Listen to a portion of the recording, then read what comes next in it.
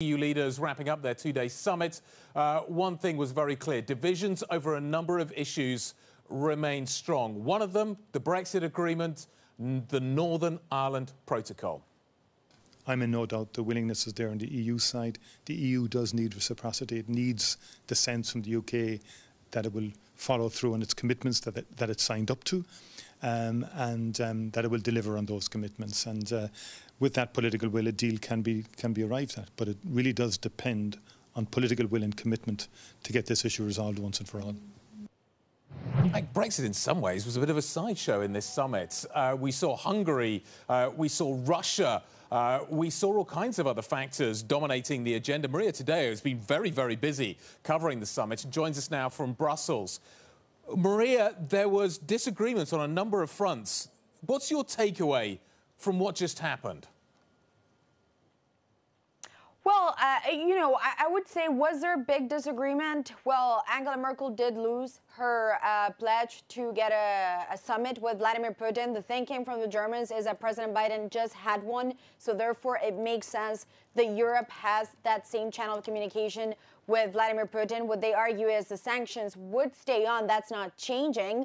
But we need to keep that channel open. And geographically, Russia is still part of Europe. So that conversation should happen. The fallout from this, of course, is that the meeting is not having place or is not going to take any place because the Baltics and the Nordics got together to block that motion. And it does show you once again that in the European Union, there are no small countries. They all have a veto, and that counts. On Hungary, we knew this was going to be an issue, especially after Viktor Orban came out with that very controversial law that many have branded as homophobic. But on that note, I would argue, far from disagreement, there was real agreement from European leaders. From what I know, and that room yesterday where the 27 leaders met, 25 of them put Viktor Orban on blast. They were all very united on that front, saying the Commission needs to now take action and potentially take it to court. In terms of the other areas of disagreement, what were some of your other takeaways in terms of how united they are with things like COVID or climate, et cetera?